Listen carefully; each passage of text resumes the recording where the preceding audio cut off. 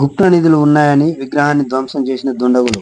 నాగర్ కర్నూలు జిల్లాలోని కోడేరు గ్రామ శివారులో కాకతీయుల కాలం నాటి గణపతి విగ్రహాన్ని గుర్తు తెలియని కొందరు వ్యక్తులు ఈరోజు తెల్లవారుజామున విగ్రహాన్ని ధ్వంసం చేశారు. ఇంకా మూఢనమ్మకాలతో లంక బిందెలు దొరుకుతాయనే అపోహలతో కొందరు ఇలాంటి ధ్వంసాలకు పాల్పడుతున్నారని ఆ గ్రామ ప్రజలు ఆవేదన చెందుతున్నారు.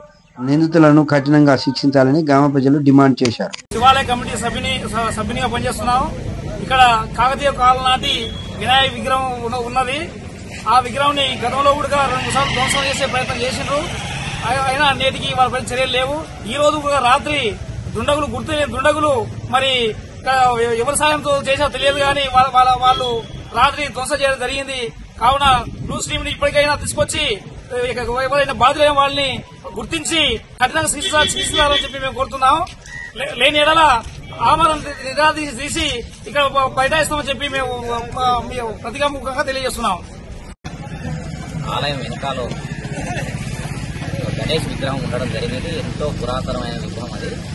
కొంతమంది దుండగులు ఆ విగ్రహాన్ని ధ్వంసం చేసి ముక్కలుగా చేసినందుకు అన్ని కుల మతాలకు అతీతంగా దీనిపై ఖండిస్తూ మేము చర్య తీసుకోవాలని పోలీసు అధికారులకు కానీ పై ప్రభుత్వ అధికారులకు కానీ ఆదేశాలు జారీ కోరుకుంటున్నాము.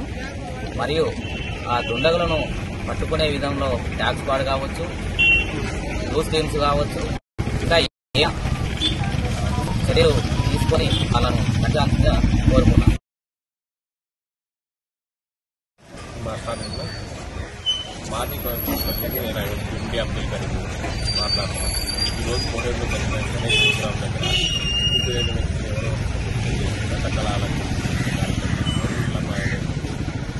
కులాలకు అతీతంగా అందరం ఐక్యమత్యంగా కలిసిమెలిసి ఉండటం ఇది వేరే పద్ధతి కాదు. ఎవరైతే ఈ కేసులో పోలీసు సిబ్బంది వాళ్ళు కూడా వాళ్ళు ఎంక్వైరీ చేసి వాళ్ళ మీద తగు చర్య తీసుకొని కఠినంగా శిక్షించాలని కోరుకుంటున్నాం.